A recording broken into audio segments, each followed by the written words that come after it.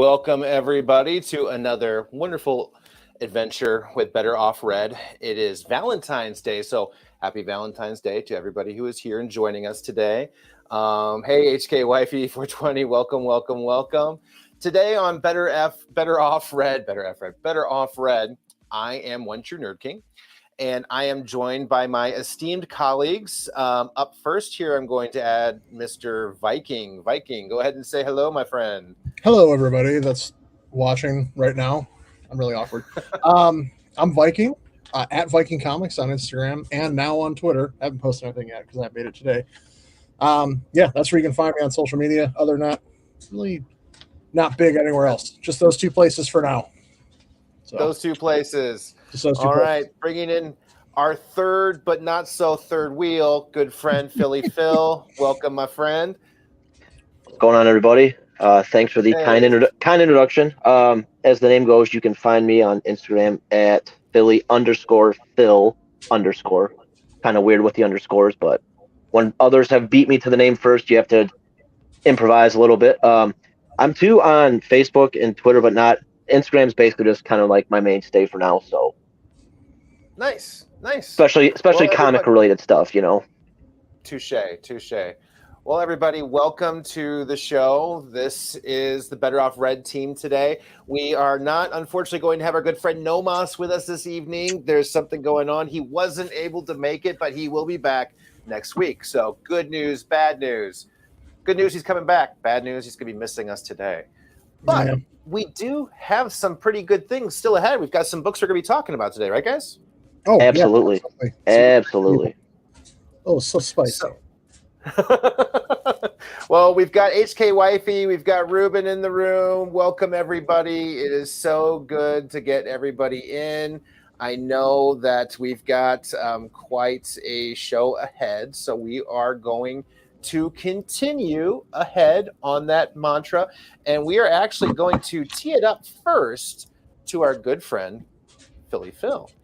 So that being the case, Phil, why don't you tell us a little bit first about the book you are actually going to be talking about today? All right, so I am going to do issue 2 of Monkey Meat. It is an anthology series. Writer and artist are the same, Juni Ba. Wasn't really familiar with any of Juni Ba's work up until this said title, Monkey Meat. But he, I believe, is from... I think he has background roots from Senegal and France. So nice little concoction there. And issue 2, as like anthologies go, not really picking up where issue 1 left off. It's kind of a totally different story, but all related to the said Monkey Meat Company / their location on Monkey Meat Island. It was a very fun read. I'm glad I was back and forth on which one to do, or a couple titles, and I'm kind of glad I stuck with this because I'm really enjoying this issue so far. Well, the series so far. We get introduced to a character. I obviously don't think he may not be involved maybe until like the last anthology if they kind of like all combine at the end issue. But you kind of just get from this from issue 2's perspective, you just kind of get more. You follow the path of a young guy named Eriko. It's spelled with an H and ends with a T, but he says that they are silent. So you just kind of put together what you can. And he just failed out of the university he was attending, and his parents sent him over to Monkey Meat Island to find a job. And when that doesn't go well, things happen. He gets cornered by a couple of bullies, and come to find out, bang, the issue just like really picks up steam from there. The interior art, this is so wild. It's really unlike kind of any other art that I can really think of anything common or modern that I've read recently. It's its own unique style.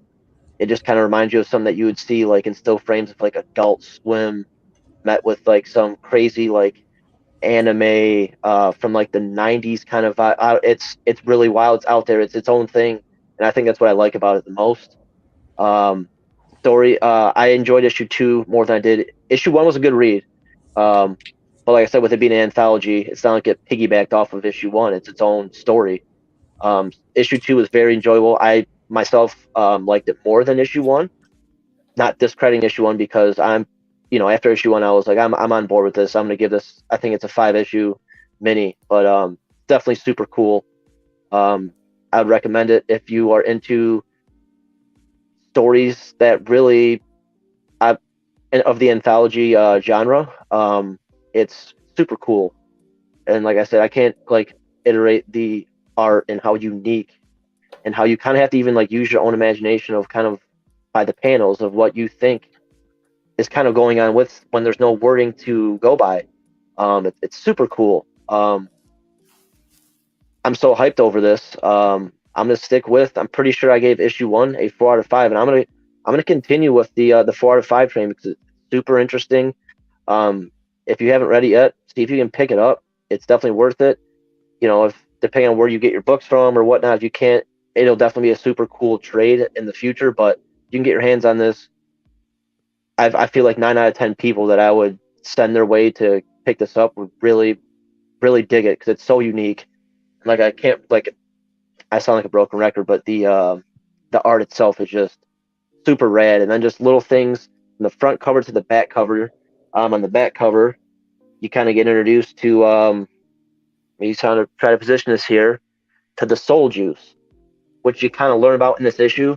But everything's not just revolved around this company owning or producing monkey meat. They also have, as most companies do, more than one product they produce. And everything correlates, like I said, from the back cover to the front cover. There's advertisements, but the advertisements are within the story. It's super cool. So definitely, if you're into some weird, off the wall, not just your normal, good versus bad romance kind of book, this is literally, I couldn't recommend this more. So yeah, 4 out of 5, and I may have said too much or spoke a lot, but boom. No. So you said romance though too, huh? Is got a kind of winning something vibe, or was that just a flub? No, I was just I meant to say it's not your normal, good versus bad with a romance twist in it at all. This is just, okay. totally just not that whatsoever. It's its own genre, I would kind of say. It's super cool, for sure. Good. I like it, man. Awesome. I'll have to check it out. So Vyking, that being said, have you gotten to read Monkey Meat yet or not? Oh, you're muted, my friend. You're muted. That was all an I act. unmuted you. I got There you we all. go. I didn't hit the button by accident. That was all a joke.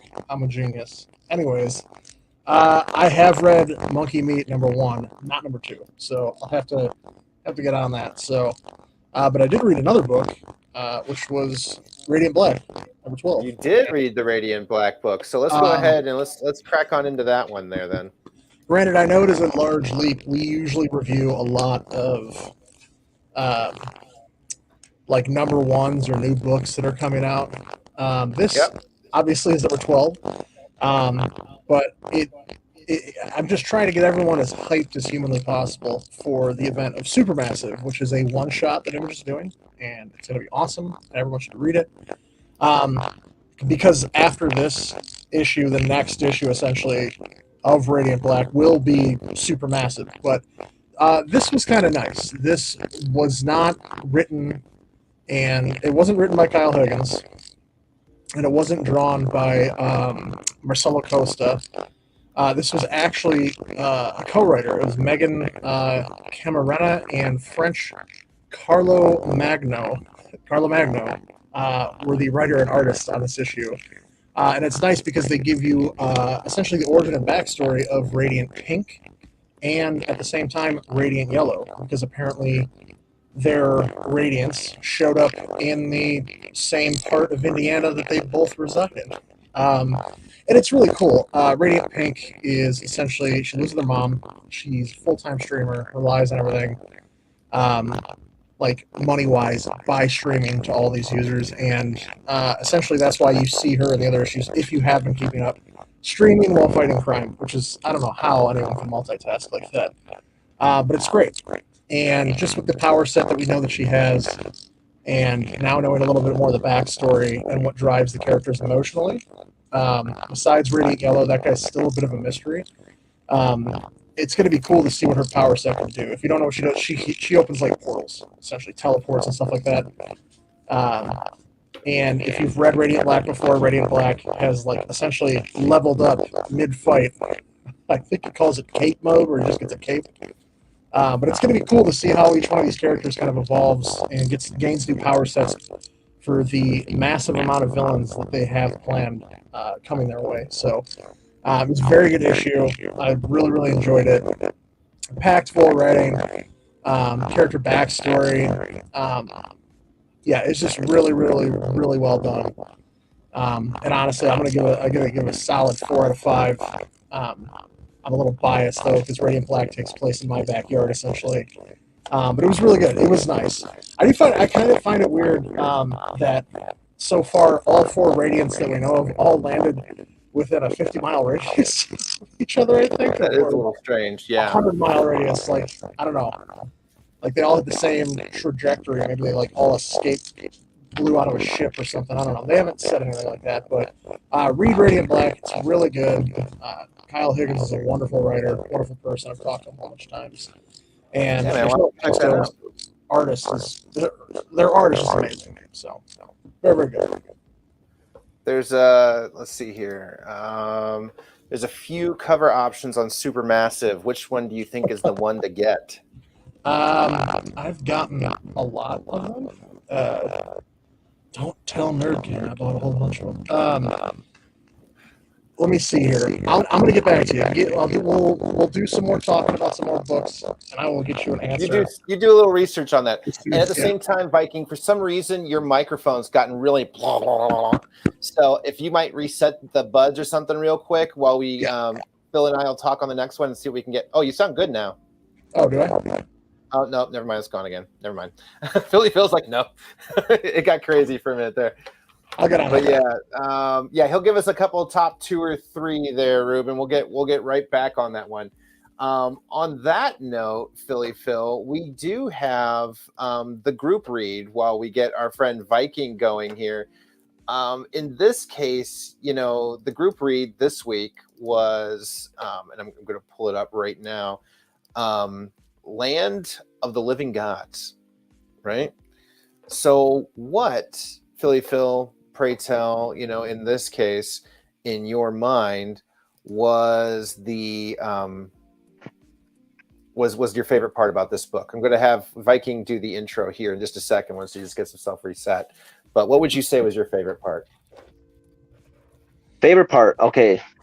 Not like, I'm going to stick with it because as times went on, Aftershock has just been like my love, like my publisher love, like crush has been for Aftershock just because of the quality of the book. But besides their quality of covers and interiors, it's a good question because it's cool because throughout the book, the interior art, I feel like either there has to be more than one artist, but if there's not, they do a really, really good job of changing not only like just the colors, but like the tone and the actual art style throughout the book. The story seems like it's going to be super cool. This was definitely a really good issue 1. I know you just simply asked what my favorite part of it was. I really dig the relationship between our main character and the plant so far. So speaking of that, Vyking, let's see if we got your mic working right. Yeah, real quick. Let's see. What would you say is the premise of this? Testing. Yep, sounds great. Good. Okay, I don't know what's going on with these AirPods, but before they go out again, essentially the synopsis of Land of Living Gods. And it's great that we're getting all these books in February, Black History Month. This is another African creator, Isaac Mogajane. I'm probably destroying that. I'm terrible at English. And the artist Santos, they kill it on this book. It's really, really well done. This is a different part of Africa altogether. If anyone watched last week's episode, we talked about New Masters, and that happens on the western coast of Africa. It's West African. It takes place in South Africa. And essentially, not to beat around the bush, if you read any synopsis online, it's essentially the end of humanity, end of the world, and there is this legend or saying or prophecy, if you will, that the spirits will return when it's the end of times and the spirits are here. But they do believe it's only the end of time because the gods have given up on humanity. So our main character, the whole focus, I guess, of this book is going to be to find these gods and tell them to snap out of it. Like, hey, I need your help, dude. Come on. You can eat pizza later. Let's go. I need some help. You know? So, getting into the storyline too, there's a lot to learn about the characters, and we'll pull up more here in a moment because, obviously we're in a visual medium and we're doing a little bit more with things this time around. But what we would really like to kind of discuss and get out there is the fact and the concept that, some things are different culturally in different places than they are in the United States. And in this case, our main character, you're going to find out, is actually an albino. Yep. Which in African culture is obviously a very big oddity and a sign of they're bought and sold, and it's a very scary situation to be born albino in Africa. It doesn't usually end well for such persons that are, with this condition. So that being the case, let's get a little bit more into our main character in this case. Yes, we find out she's got a plant, but at the same time too, this is a character that we're going to see, I think, in my opinion, not just a lot in this book, but she's going to have some more, it seems like, godly properties too, right? Yeah. Yeah. Work our way through here. And I think it's kind of cool because, like, right off the get, there's a few words that you have, like, a little side cliff note to about what it's translated from. So, our main character, obviously, like Zach kind of referred to, how it's kind of like the end of humanity. So you can kind of tell that multiple languages obviously were acquired throughout. And because I get the vibe that our main character is, like, probably got to be in her teen, like I'm guessing in her teen years. And then she has an ailing older mother. And then this plant, just seems to be able, it has this, 'cause at the end of the book, where I know Nomas would probably say, like it lacked some content but at the end of the book, I kind of like stuff like this because it kind of reminds me of how they do it in a Nice House, where there's like character notes that she wrote down and stuff, that goes by date, and it's dated. It's like her kind of excerpts from her diary. And she's just taking notes about stuff about, like, how there's been so many sightings of ghosts in, like, it's only been reported for like 6 years. And, and then it kind of just talks about how, like, the plant, I could be saying the name right or wrong. It's either Buyo or Bio. But it's basically like it doesn't really need help kind of plant. Minimal moisture, minimum water is needed. It just kind of needs a little bit of sunlight, but it can also replicate, and / like duplicate anything that you basically it comes in contact or touch with. So it's like, it's been helping the ailing mother with whatever her sickness, that we're not exactly quite sure what it is yet. If it's like a mental thing or if it's mental and physical, but like getting some of, like, the the potions, as I like to think in my mind, from the said plant to help the mother.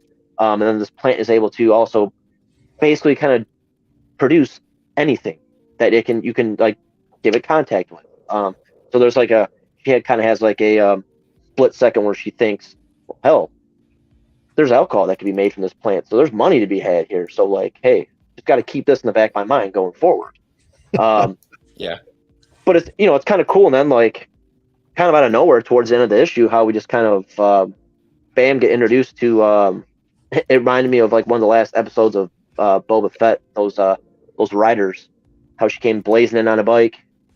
She's kind of like, yo, your kind, being an albino, you are very sought after, you're very rare, and you better come with me, kind of, or else you won't be living too much longer. And it was a fun issue, man. I really enjoyed it. Like sometimes like a book just takes the cover and you're hooked, and this was one of them. But the interior as well as the super awesome cover, I really enjoyed this book myself too.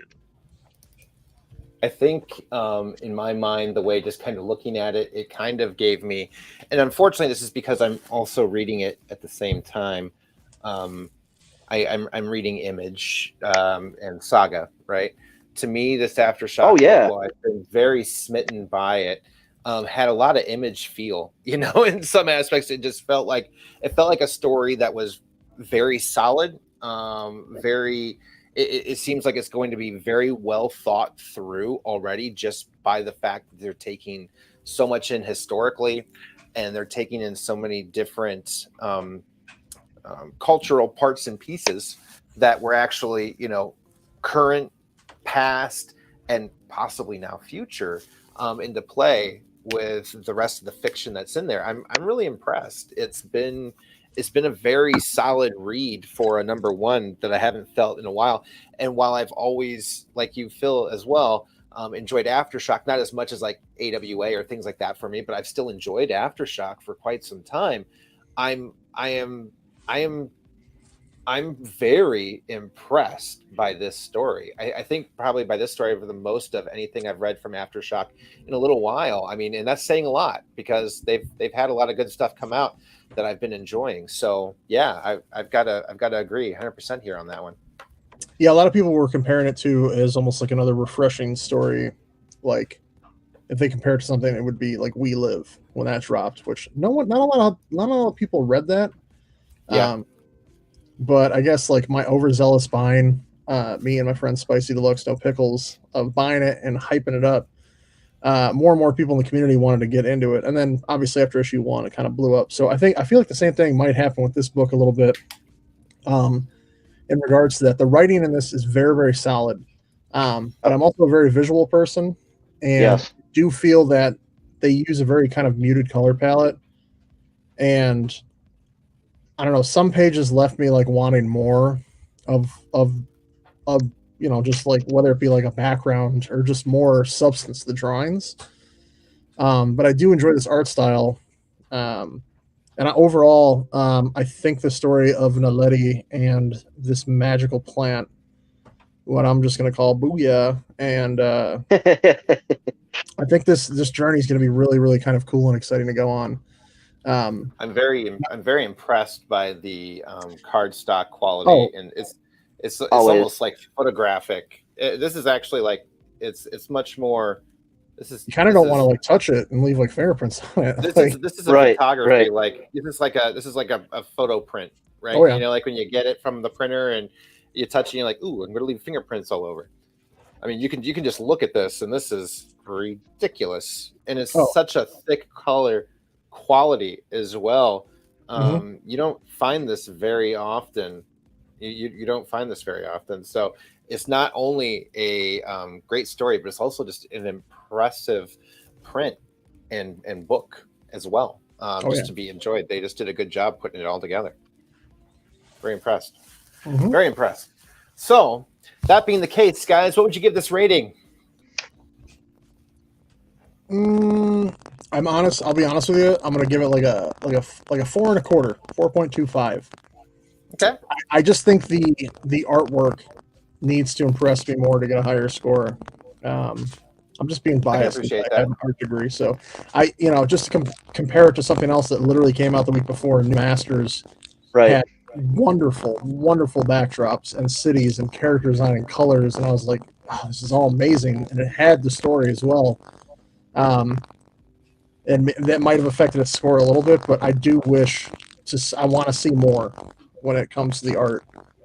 But I totally appreciate that. Solid book. I think everyone should pick this up. I think it's going to be a really, really fun read and journey. So awesome. Yeah. So before we get to what it is that we're looking for next week, I know that we have a couple of shares here when it comes to the actual. Oh man, I got to remember that for next time. There's a function in here. So for actually sharing just particular slides, remember that for next time. So let's go ahead and actually, before we get into that one, let's talk about some of the actual supermassives that we're looking at taking at here. For I sent a couple. Yeah, I sent a couple of links. These are probably I didn't order that many supermassives, but I did order these ones because they were very good. Can you load those up, or should I share the links in the chat? No, I'm pulling it up right now. I had the wrong screen up. So let me pull that up here real quick. There we go. All right. So we've got Nomas Comics. Oh yeah, right. That's Simone DeMeo. Simone DeMeo is the artist for We Only Find Them When They're Dead by Boom. It's an Al Ewing book. It's a good read in trade form, in my opinion. But yeah, that cover is just absolutely amazing. And the second one is this Vagante one. It just looks like a really, really cool, like very, very cool movie poster. Absolutely love this one. So I bought this one immediately as well. I saw somebody redid one that looks like the Rocketeer homage with this torch guy. I can't. I don't know. I can't remember his name. Like Red. Rogue Sun. Rogue Sun. Yeah, it looks like the poster for the Rocketeer movie. Oh, that's really cool. Yeah, I'm gonna look it up here. We're gonna do a quick little. Take a what was his name again? Rogue Sun. What was his name? Rogue Sun. Can you hear me? Or are these going out again? Yep. No, your audio is kind of going poopy again. I just put in the chat. Yeah. Let's see here. Rogue Sun, Rocketeer. It's not showing up. But at any rate, it looked super nice fenders. Dope cover. Super dope cover. So we'll have to pull it up on. We'll have to pull that up as far as things go next time. So speaking of next time, let's go ahead and move ourselves into what is coming up next time too. So in my mind, there is a number of great books. Yep. In this case, we're going to actually hop to, unfortunately, every single one of us starts off with the same one, Red Wraith. I am looking forward to this Wednesday from Black Caravan. All three of us have this as our first book, so it's kind of funny, but I'm still going to get into everybody else's, but I realized when I was scrolling through, I'm like, oh no, I'm on Vikings picks. I'm like, well, that's mine too. Oh, but that's Philly. Damn it, we're all the same. So, Red Wraith. I mean, honestly, this is just like a kick-ass looking cover too. I mean, at the end of the day, this is probably one of the tightest covers I have seen in a while. And I've always enjoyed Black Caravan. They've always had a good, horror element. So I was pretty pumped about this one. Quad. So we've got Tara and Elvis. This is another book I am very interested in reading. I do like Behemoth. Don't get a lot of credit on the regular, but they're kind of irregular with what they come out with. So when it does come out, I usually try to pay attention. And this just looks like the most wrecked cover I've seen in quite some time. And that's definitely not like a big old jaguar or anything. That's just a freaking black house cat. So that just kind of looks dope as hell too. As a person who's got a cat or two or three, it just looks pretty hella cool. Crimson Cage, AWA Upshot. This has been a great storyline so far. I've said on numerous occasions, AWA Upshot has done some tremendous writing as of lately. Crimson Cage has been something for the first two actual books. I wasn't very into it at first. I didn't think like wrestling. But my friend AR Comics really loves this series, and I gave it a read. And I've got to say, while I'm not a big wrestling guy, the writing has just been so ridiculous. I've enjoyed the first two tremendously. Now we're getting into Knighted. This is a series I've enjoyed the entire way through so far. Great books. I've got no complaints. I can't wait to see where we're going here in issue 4. So again, an AWA Upshot. I feel like I'm a spokesmodel for them on a regular basis. I've been enjoying almost all their stories. And last but not least, Ablaze with Animal Castle. So I feel like, everybody's trying to do something with animals now that we had such a fantastic time with, serial killers and dogs with stray dogs. I feel like there's maybe a little bit of pressure on Animal Castle to deliver in different ways, but I'm enjoying this series so far. So yeah, the third installment is one from Ablaze that I am very much looking forward to. So on that note, Philly Phil, why don't you go ahead and explain your picks? Yeah. So Joe Hill, Rain issue 2. Definitely looking forward to this. I know I reviewed. I don't recall if we did a group or if it was just my solo on Rain issue 1, but I definitely was a big old fan of issue 1. Joe Hill is him and his team, especially on this book. I can't think right off the top of my mind right now of who else is involved in this project, but there was that little side story view page at the end of issue 1 that I have questions about. So hopefully, maybe that'll be either answered or continued into the back of issue 2. We'll see. But the story was good. It was pretty much straightforward. It just it did what the title says. You might imagine it do. It rained, and it didn't rain in a good way. It rained in a very deathly way. But this book was very good. The art is super cool. So I'm definitely looking forward to issue 2, no doubt. All right. And picking up off quad number 1, I think that this book is going to be super awesome. I think it will be, since it's Behemoth, not a huge household publisher name, so I feel like if it's might be one of those things where if you weren't on the pre-ordered team, your LCS may only get a handful of copies. That'll probably go right when the doors open. So hopefully, if you're looking for this, you already have it on your pulls, or you can get to your shops quickly, because I feel like this will definitely be off shelves right when they hit on Wednesday. So yeah, this one's gonna go fast, big time. This is another one. Me and my Aftershock by itself, Lion and Eagle. This just seems like a really good. I believe the story is set back into the 40s or 50s, I believe, revolving around one of the a war, and I always love a good old fashioned war story and all the fun that comes with those stories. This seems like man, I read the preview for this. It feels like forever ago, so I'm kind of choppy with what was all in the preview, but it just seems like a super cool book to definitely pick the issue 1 up. And another one where I guess it just depends on your LCS and how they do with indies, but hopefully you can get your hands on that one. And then, yes, Bronx Burning, Maniac of New York, issue 3. I don't know. I feel like maybe I'm in the minority with the Maniac of New York. This is the volume 2 of the said title. I liked it since issue 1 of volume 1. It's just a cool, fun. The art is super cool. It's another acquired taste with the art. Andrea Muti, I believe, is how you pronounce the name, and it is just, I love it. It's like so simple, but yet so graphic when the gory, and especially in this story, it's just nothing but horror and gore and killing. So it's a cool change up from kind of what's been in the fresh memory of what we've been going over. So I'm definitely looking forward to this one. And of course, we've been covering these too. Oswald's Body. This would be issue 4.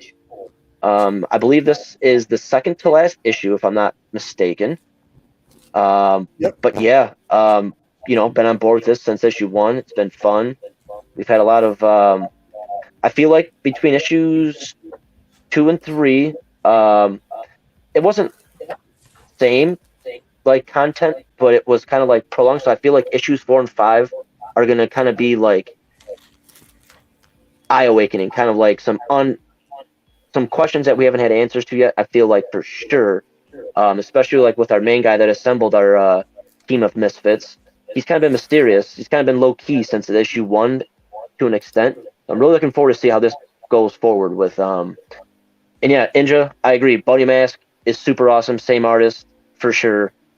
But yeah, Oswald's 4, ready for this to kind of be close to the end issue. It's been a fun read for sure. So we got a boom on the map now. Finally, we haven't had a lot of boom lately, so this is kind of one of those good ones. A little bit rare to get back into, but Vyking, let's go. Yeah, dude. Like, Oh man, your ears again. I think your mic's messing up again. I think it might be time What to about just now? switch to the That's so much Perfect. better. all right, yeah. that's the camera's mic. I don't know what's going on with these AirPods. Anyways, sorry about that. No worries. Dude, I couldn't pass up a book called Rad Wraith. Like, I say rad at least 100 times a day. And this has the most ridiculous premise. I'm pretty sure this was a Kickstarter as well. Essentially, a young skateboarder named Grom falls victim to a prank, dies at the bottom of a half pipe. But what the killers don't realize is that half pipe was built on like cursed land. So he's going to be coming back for revenge. I'm getting like a little bit of like Toxic Avenger type vibes. Yeah, because this is like Toxie, but he's a skateboarder. Yeah, he's totally rad, dude. Like it's not a janitor. It's sick, dude. I can't wait. So that's coming out. Black Caravan always does solid stuff. Really excited to see where that goes. This was a Behemoth Comics. I don't think any of you guys ever saw this. I think this comes out this week. Behemoths had pre-orders back for earlier in the month. It's really weird, but I think it's coming to actual brick and mortar stores this Wednesday. But it's Heavy Metal Drummer. This one's really, really cool. Essentially, it is just a heavy metal drummer who also happens to be a terrible drug addict, gets involved with like an intergalactic like situation in the sewers beneath LA. It's very, very strange, or interdimensional, not intergalactic. But yeah, that one sounded very interesting to me. Plus, I love heavy metal, so let's go. All right, so I also had the Lion and the Eagle on mine as well because this takes place during World War II. Also, it's written by Garth Ennis, so there's not a chance in HE double hockey sticks that I am missing this book. It's essentially just a specialized team. They basically go deep behind enemy lines, and I believe in Burma, which was controlled by the Japanese at the time. So really excited to see where this goes. I love those types of stories. Huge history buff. So this series I've been loving, but I'm a Rick Remender fangirl. I love Rick Remender. And this book has been nothing but phenomenal so far. I love true crime. So this was so far it's just been knocking every ball out of the park. Every issue, just keep me on. So I'm excited for it. And then obviously Oswald's Body. You like conspiracy series when they were, I don't know, fun and not psychotic, then this is the book for you. And this is a really, really good story. I mean, I don't want to give anything else away, but yeah, it's about Lee Harvey Oswald. And if you don't know who that is, you should probably look that up. And maybe open history book or something. I don't know. If you don't know who that is, get to know Lee Harvey Oswald. Yeah, so those are our top fives for each week. When it comes down to it, there's a slew of great books coming out. Bylines and Blood, number 2. Good question as well. We'll probably hit that in a second there, Philly Phil. I mean, there's so many books though coming out this next week. Were there anything that you would consider to be your number one most honorable mention that you didn't put in your top 5 that you'd be like, this one was the hard one that I missed or I skipped? What would that one be to you guys? Let me look it up. Give me a moment here. I know I've been kind of sleeping on What's the Furthest Place from Here? Same. Which also has like a lot of, I don't know, this week's going to be kind of heavy. You have Primordial finishing up. There's a new issue of Silver Coin if anyone's going to read that. That's what I was going to say was actually Primordial. That's I didn't have on my list that I felt like, why didn't I have that on my list? Final issue, right? Yep. It's the last one. Mm-hmm. Yep. Then What's the Furthest Place from Here? Homesick Pilots, which I don't know if anyone else reads that book. I kind of stopped a while ago. I'm not going to lie, man.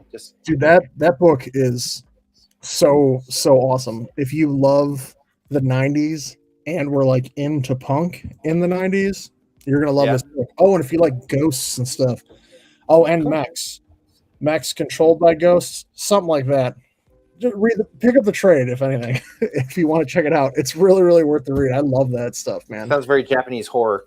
It's written by Dan Waters. I've always called him the British Donny Cates.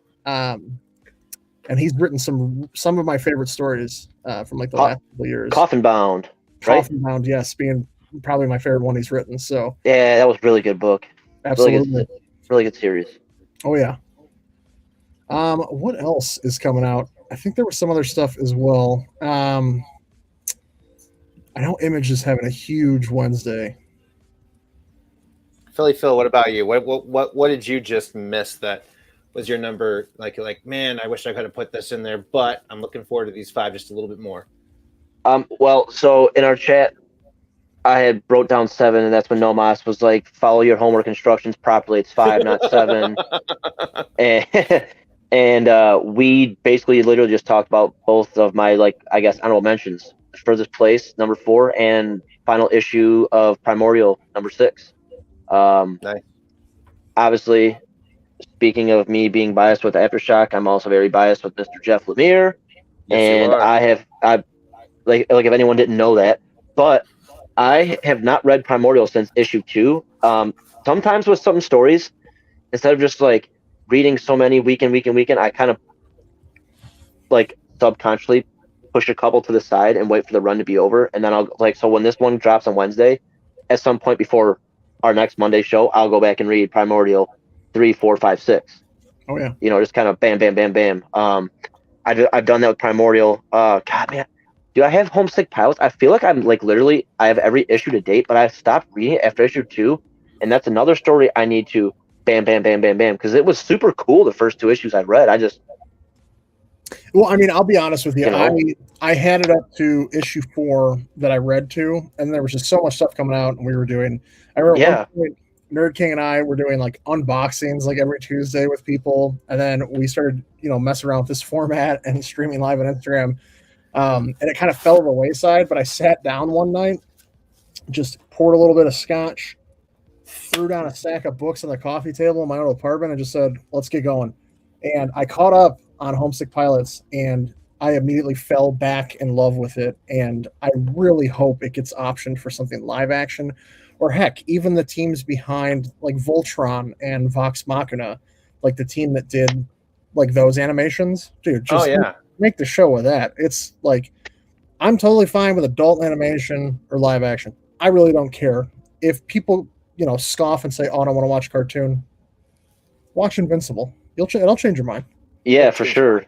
Some stuff I feel like is better off animated. Like, I feel like, I know we've talked about like Stick Tick. I can almost see that being better if it's animated. Well, I think that one can get away with live action because it's so rooted with everything else in that world is rooted in reality. It's like Marvel Comics, Marvel DC. DC has all the same cities that Marvel has, but they sprinkle in a few made up ones like Gotham, Metropolis, Central City, things like that. But Marvel's completely rooted in our reality. And I think that Sick Tick being almost completely rooted in actual reality with just the small thing that you can trap spirits of monsters you've slaughtered into stuffed animals, and that monsters are real. I could see it being perfectly done live action. Maybe a little wire work with some flips and stuff from Erica cutting off limbs of a giant spider. I think what worked really well for the art in Stick Tick was just how rough the art could be. I'm not sure if that could translate as well in my mind, like with Netflix, just the way that they try to go a bit more anime-esque, right? So I feel like I'd rather see a human person do this. And to be honest, Phil, you and I agreed on this person a long time ago, and I can't remember her name all of a sudden, but the girl from the Queen's Gambit, I think, would have been Anya Taylor-Joy. Yes, I heart her cast. If they cast her, please. Everybody does, because I think that would be just. I think that would be an amazing casting. Amazing casting. Oh, she was also in New Mutants, wasn't she? Yeah, she played Magic. So Magic. No, she's got enough going on, but I do agree. Yeah, no doubt. Oh, I just want to say what's up to John's Comics with Kids and Sheena. I've just been seeing them kind of commenting too. But yeah. John's going to be actually joining me for a show this coming Wednesday. We're gonna that's rad, dude. We're gonna start the not so special show. Not so. It's not supposed to say not so special, but it's spec in capital letters. So we're looking forward to trying a little something on Wednesdays again. Absolutely. But yeah. I'm down for Sick Tick. I unfortunately both sides of the House of Slaughter and Sick Tick I want to get into, but at the same time, I like the concept though of an anime mech again. I mean, I know they redid Voltron on Netflix, and it was good. It was good. Just, I got a little lost there for a while, but from what you're explaining with Homesick Pilots, I would enjoy checking that out too. So that should be a lot of fun. If they were to do something like that, I could see it. I would like them to do. I think a Radiant Black anime would be cool. Yeah, I feel like Radiant Black would probably work better as like an Invincible style show. It needs to be animated, I think. A lot of things are better animated. Like, I'll even admit, like, DC's live action stuff is, I don't know if it's ever going to catch up to being a connected, coherent universe like Marvel. I enjoy the Marvel movies, but I will say the one thing Marvel does terribly that DC and Warner Brothers exceeds at is animation. Their movies and their shows are absolutely phenomenal. Like, knock them out of the park. Like John's Comic with Kids had mentioned, Batman the Animated Series just stands up with writing, voice acting, and look-wise. That Art Deco 1920s, 30s look is timeless. It is always really cool to look at, and that's what I grew up on. You can ask my dad, because he bought me every Batman the Animated Series toy that ever came out, pretty much. So, yeah, I do agree with you there. I think that would be really, really, really, really cool to be animated.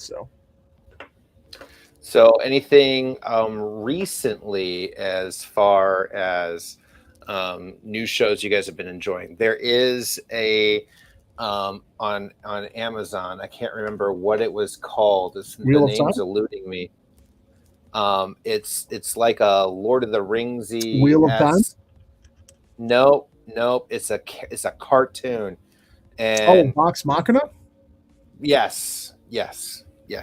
So Vox Machina, that's an interesting experiment in just fans pushing for things to get made, and they just got made. So I don't know if everybody knows a background of it. I know the basics of it. I've not binge watched these episodes. So essentially what it was is it was a group of friends out in LA. They all happened to be professional voice actors, wanted to do something special for one of their friends' birthday, and I believe it started as just them playing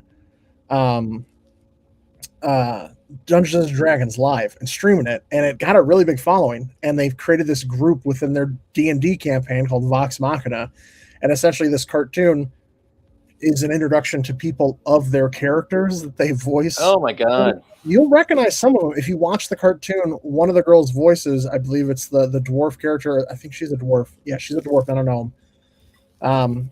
Is voiced by like Ellie from Last of Us. Like, you'll recognize some of them. The main guy who started it is the voice of Cassidy from Overwatch. Like, and he's done a ton of voice acting. Wow. Yeah, that show's awesome, dude. But Wheel of Time's also pretty great too, if you haven't watched it. Yes, I did watch Wheel of Time. I just felt like the ending was too abrupt. I felt like I got cheated at the end. Like it was. I don't even know. I felt like they could have given me more. I agree with you on that. Yeah, Wheel of Time. Kind of at that exact moment, right at the end, I was just like, "What?" It was just like that was. I mean, I was looking at like a Lord of the Rings-esque ending, and all of a sudden, I was just like, nah. Well, I don't know how far into that book they took it. I did pick up the first book. I'm still reading like Dune currently. So I haven't read the first book yet, but there are 15 novels in that collection. I didn't know that. Yeah, there's a ways to go. And according to, I probably mentioned this before in our other live streams on Instagram, but George R. R. Martin, like, straight up told Robert Jordan that he took a lot of concepts and ideas from Wheel of Time. So Game of Thrones, a lot of that stuff is based out of like Wheel of Time. Besides like the overlapping War of the Roses type story that George R. R. Martin liked to spin. But I'm going to have to hope for season 2 to be a little bit better than in that aspect, because it definitely left it there for it. So speaking of Lord of the Rings, though, did you watch the trailer? Oh, gosh. Tolkien-gasm all over the place, Dude, let's go, baby. That looks good. That looks good. And I've been waiting to get to Middle Earth again for no good reason whatsoever. I watched the trailer last night with Alex, and I said, babe, this is the most expensive television show ever made. And I'm going to show you why. And that first shot where they go up and they show that cityscape with the port and everything, I was like, that's why. And then there's the waterfall scene. Like, dude, God, so amazing. Like Game of Thrones, whatever. I'm gonna watch House of the Dragon or whatever, but Lord of the Rings is gonna blow it out of the water. I'm excited to see what Amazon can do with that kind of a story. What do you think, Philly Phil? About Lord, I've never watched Lord of the Rings a day in my life. What? Never once. Same with Game of Thrones. I've watched maybe 2 episodes of Game of Thrones. Sometimes when people zig, I zag, and I refrain from what's popular and what's cool to most people. So I was going to say Ozark season 4 has been pretty good so far. I got to catch up on that too. I've heard a lot about Ozark. A lot of people have told me to watch that. Ozark's so good, dude. It really is. So I got there's just every streamable service out there just has shows upon shows. And when I was on the injured reserve list ending last year into this year, when I was sitting at home from work for a whole week, I started Ozark from season 1, episode 1, and I was finished with all 3 seasons by like the 4th day of being at home. So then the new season just recently came out, and I'm not sure how many episodes are out. I'm through episode 4, I believe. But other than that, I'm a big fan, and I can see how maybe some people think it's like too trendy, but until you give it a chance. But Euphoria is such an awesome show. Yeah, Euphoria is actually really, really good. And if you Euphoria is phenomenal. You know what also is on HBO currently? If you're watching that, Lord of the Rings. It's all on HBO. You know, maybe sometime, but it's just. I can't say it's not for me because I've never watched it, so I can't say it is or it isn't. But I've just never. Do you appreciate high fantasy? No. I mean, if you like Saga, you could you would enjoy something like this because that's just future fantasy. I mean, it's just this is. I'll tell you this much. I mean, I watched it with my daughter, who has never seen a fantasy anything a day in her life.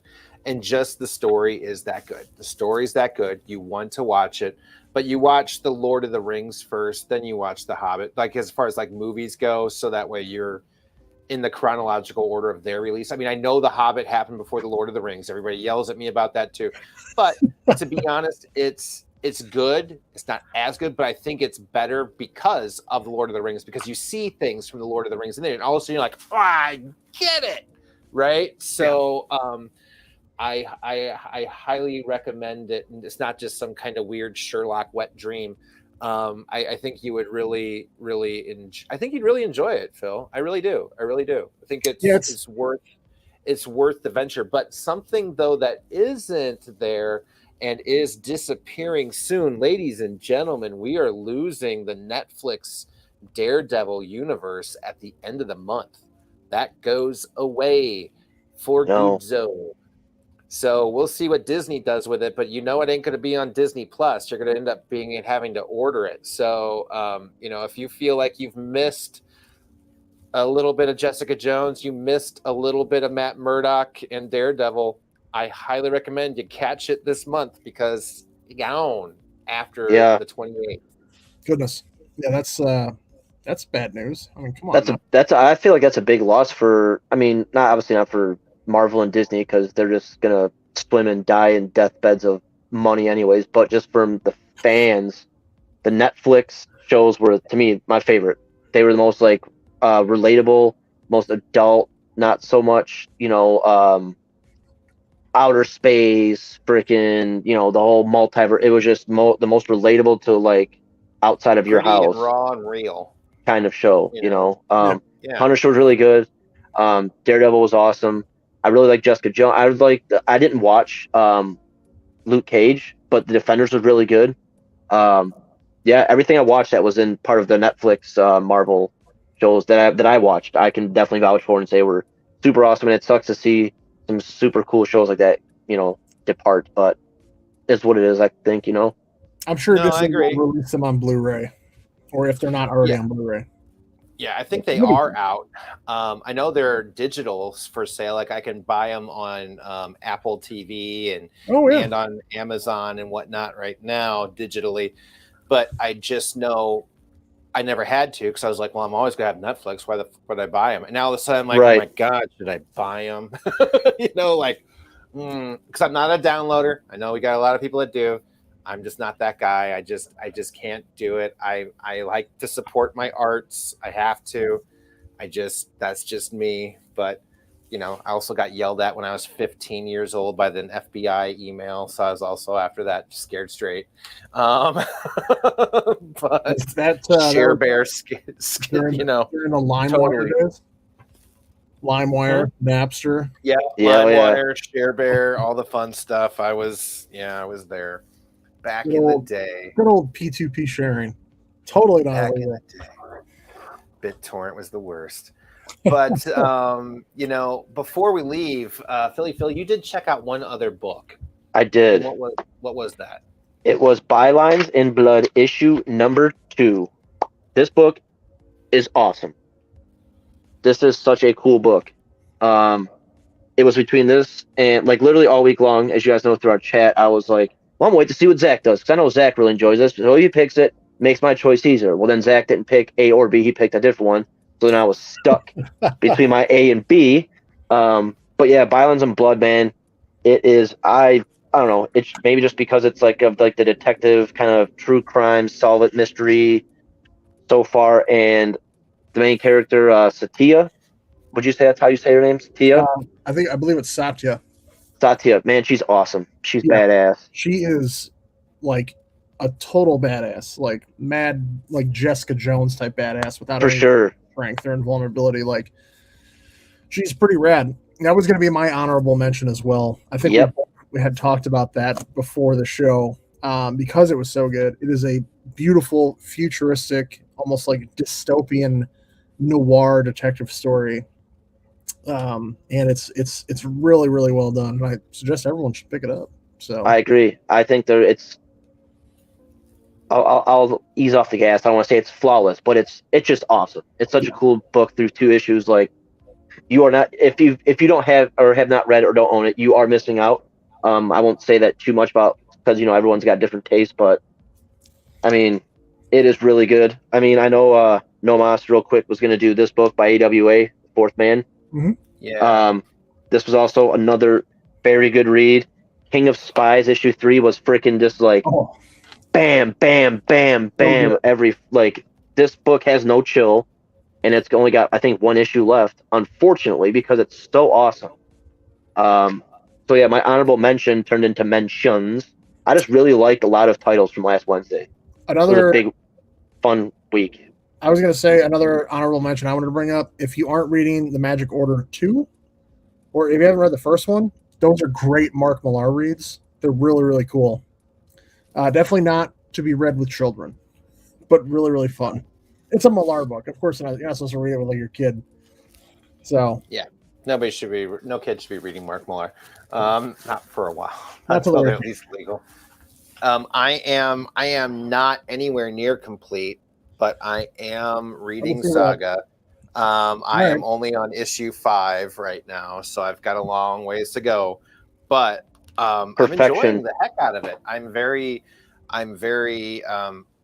sad that I never really got the opportunity to read this earlier, or had the opportunity, but I didn't take it until now.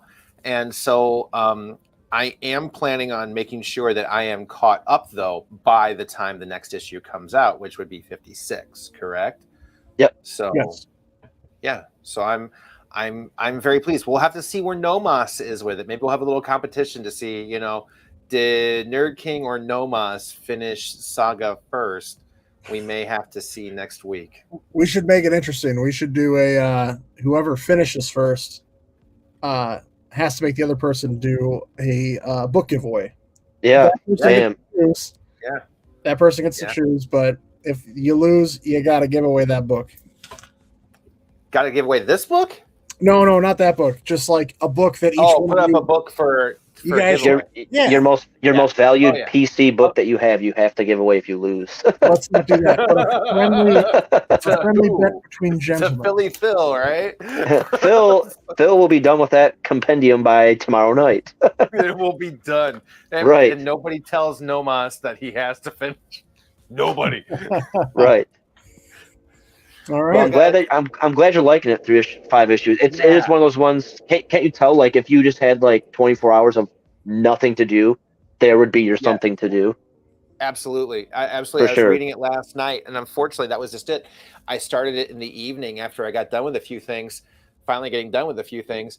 And all of a sudden, I was just like, oh my gosh, I just have to go to sleep because I have to work tomorrow. But I could just stay up all night reading this, and that doesn't happen very often for me with like, graphic novel comic. Like it happens for me with like novels. Like when I'm reading a book, I can find like, holy crap, I have to stay up all night reading it because there's so much detail in it you have to really dive into. But sometimes when I'm reading something not like a compendium here, you only get so much to have to read, right? So and you don't necessarily want to pick up a different story because you might lose the feeling you had. But picking up this son of a, it's like a novel. It really is. It sucks you in like that. And I can finally say now, I can see now why some people don't collect the regular comics unless it's for like flipping and things of that nature. It's more like to read it, they wait until these big bad boys come out because you get so much more satisfaction. I feel so much more satisfied getting to read these straight than what I get in reading collections or reading just individuals right now. I'm pretty excited. I might start to buy more of these. I'm not gonna lie. Yeah, dude, they're well worth it.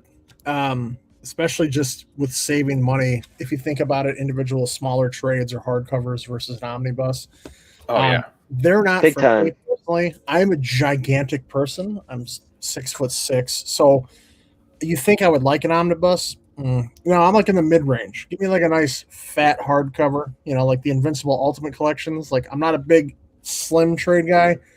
I am the thicker, like hardcover in between a slim and an omnibus. So, but they're well worth it. Good to see you, brother. Yeah, no, I agree. This is my first one I've ever done, and to be honest, I did it because it was $60 and I got 54 books. Great price point, dude. Yeah, for sure. That's not something that's like, finding still $50 short boxes. It doesn't happen. Not unless they're quarter books, not dollar books. So, it's I'm pretty excited. This is going to be a lot of fun. So I appreciate you guys really ribbing me to give this a shot. I'm looking forward to it. And I'm going to give it's like $1 an hour. Yeah, well, I just Napoleon. I know. I just watched that the other day. Oh, nice. Yeah, dude. I used to run a youth group when I was younger, and we watched that every Sunday afternoon, like every single Sunday. It was that is amazing. Napoleon Dynamite for like a year and a half. So I have seen that movie so many times. It is legit memorized. So like you might appreciate this. Back in the day, we used to we used to. Tina, eat your ham was a joke. Nice. I was like, Tina, eat your ham. Quesadilla.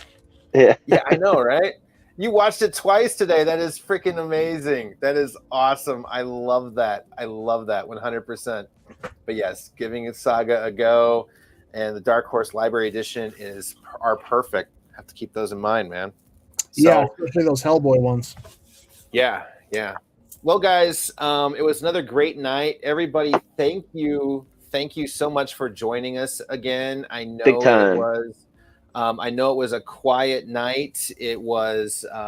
We were missing our good friend Nomas, but it's good to get over to YouTube. This is still going to take some time to grow and get things over here. But like you said too, Sheena, we're able to start to show graphics. And while it's still rough right now for episode 2, it's going to keep getting better because last week we had none, right? So this was an improvement. We're going to continue to incorporate and work on overlays and logos and really make a legit run at this. So, as long as you guys continue to support and show up and ask questions and, not throw digital Rotten Tomatoes at us all the time, we're going to keep showing up and just keep talking like a bunch of idiots. So, thank you. And don't worry, my camera quality will get better. I'll look just as handsome, if not more handsome, than King is right now. So, Ruben, thank you, brother. And I saw that comment you picked up Campisi. Yeah, for sure. That's why I was giving it the double horns. Absolutely. Yes. Oh, Phil, I just remembered, man. We didn't actually say our numeric number for Land of the Living Gods. Only person that gave the numeric number was Vyking. Vyking gave it a 4.25. What would you give it? 4? Yep. Okay. And I'll agree with that too. I'll give it a good solid 4. You know what? I'll go with Vyking on this one too. I'll say a 4.25. It was just that much more cut above the rest. So I was very excited. So, all right, we got our grades for the week. Everybody, thank you so much for making it out. Just to make sure everybody can find you, Vyking, where can we find you? I am at Vyking Comics, both on Twitter, which there's nothing there yet, and on Instagram. I've got my collection up there. I put some books up as well that I'm trying to get rid of. So if you guys are inclined to buy trash from me, go for it. We're going to get you on YouTube next, my friend. Phil, where can we find you? Well, you just said it, and it's at Philly_Phil with 2 L's, followed by another underscore. Yeah, I don't know. Maybe I can I'm going to stay off the whole Facebook because I literally don't even. Facebook is what it is. It's been around for forever, and I think I can maybe change my Twitter handle. I got to check what it is, but maybe I could just throw the same Instagram handle on my Twitter. I just feel like I'm way more interactive and Facebook than Facebook. Well, yeah, Facebook. I could literally care less about Facebook myself, but as far as Twitter goes, I kind of maybe the more I utilize it and then interact there. But I just feel like there's so many of us here on Instagram, but I guess the same amount, if not maybe people that are anti-Instagram could be on Twitter. So I'll get into that. Maybe by next Monday, I'll have my Twitter converted over to the same handle as my Instagram is and see what can happen from there. Yeah, we're working on it, getting to go the more multifaceted way. I am here and on TikTok. Instagram obviously is our home. We're an Instagram fam, migrating out and trying new things together. So much support from you guys like Hoodrat and John and Sheena and Ruben, and obviously a lot of other people that were not here this evening, but we're still showing up for the other episodes and every single day on Instagram.